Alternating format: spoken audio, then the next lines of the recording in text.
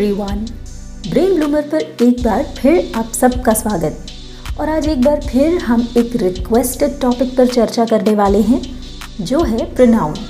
और आज के वीडियो में हम बात करेंगे प्रोनाउन की डेफिनेशन के बारे में, इसके काइंड्स के बारे में, इनका यूज़ कहाँ किया जाए और इनके डिफरेंस या भेद को आप कैसे पहचानेंगे इस बारे में।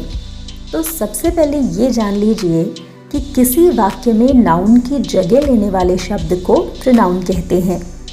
इसे एक सब्जेक्ट या ऑब्जेक्ट की तरह प्रयोग किया जा सकता है और किसी भी दूसरे सब्जेक्ट की तरह एक प्रोनाउन के साथ लगने वाला वर्ब भी प्रोनाउन के साथ नंबर और जेंडर के हिसाब से ही लगाया जाता है। अब बात करते हैं काइंड्स ऑफ प्रोनाउन की। सबसे पहला है पर्सनल प्रोनाउन, जिसमें फर्स्ट पर्सन कहलाता है आई और वी, सेकंड पर्सन कहलाता है यू और थर्ड पर्सन कहलाता है ही, शी, इट और दे। ये वो प्रोनाउन होते हैं जो किसी व्यक्ति या वस्तु के लिए प्रयोग किए जाते हैं, जैसे you can visit me any time या शी लव्स म्यूज़िक।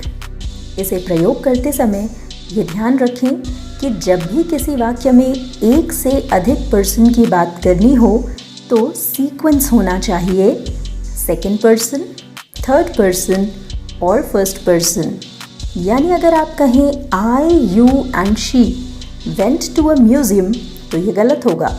आपको कहना चाहिए you, she and I went to a museum. साथ ही यदि आपको इट का प्रयोग करना हो तो ये आप कर सकते हैं किसी नॉन लिविंग थिंग के लिए, किसी जानवर या बच्चे के लिए जब उनका जेंडर पता ना हो, जैसे the baby is in the cot, it is sleeping peacefully. इसके अलावा इट का प्रयोग आप तब कर सकते हैं जब आपको वाक्य के सब्जेक्ट के रूप में इसे रखना हो, जैसे it is the best thing to work hard.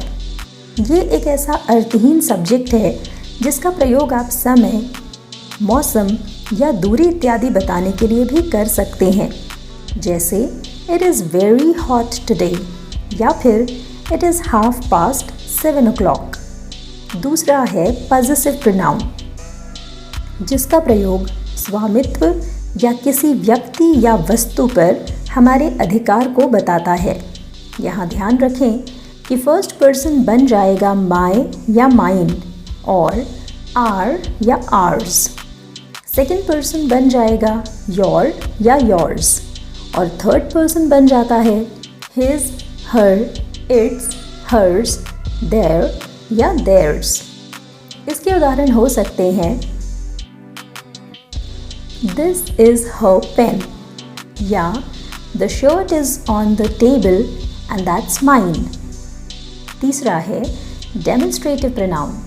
ये वो प्रोनाउन होते हैं जिनका प्रयोग किसी ऑब्जेक्ट को पॉइंट आउट करने के लिए किया जाता है। इसमें आते हैं दिस, दैट, दीज और दोज।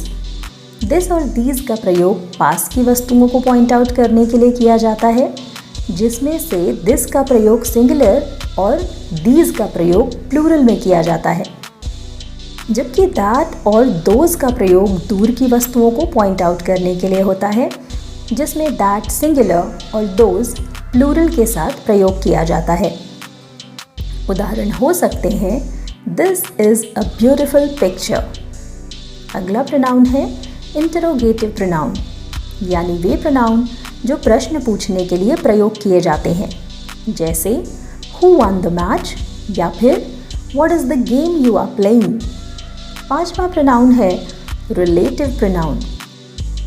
वे प्रोनाउन जिनका प्रयोग प्रश्न पूछने के लिए किया जाता है जब उन्हीं का प्रयोग हम पहले बताए गए नाउन के साथ संबंध बताने के लिए करते हैं, तो ये कहलाते हैं रिलेटिव प्रोनाउन। उदाहरण के लिए the girl who stood first in class is my friend. छठवा है रिफ्लेक्सिव प्रोनाउन। इन्हें सभी पर्सन में सेल्फ या सेल्व्स लगाकर बनाया जाता है। इनका प्रयोग वहाँ होता है जब कोई एक्शन करने वाला या करने वाले सब्जेक्ट पर ही उस एक्शन का प्रभाव पड़े। मान लीजिए सब्ज़ी काटते काटते हमारी खुद की ही उंगली कट जाए। यहाँ पर सब्ज़ी काटने का एक्शन हमने किया और उंगली भी हमारी ही कटी। ये हुआ रिफ्लेक्सिव। उदाहरण के लिए जैसे she blamed her self for the loss या ही इंजर्ड हिमसेल्फ। रिफ्लेक्सिव प्रोनाउन को कभी भी सब्जेक्ट की तरह नहीं यूज़ किया जाता। अगला है एम्फैटिक प्रोनाउन।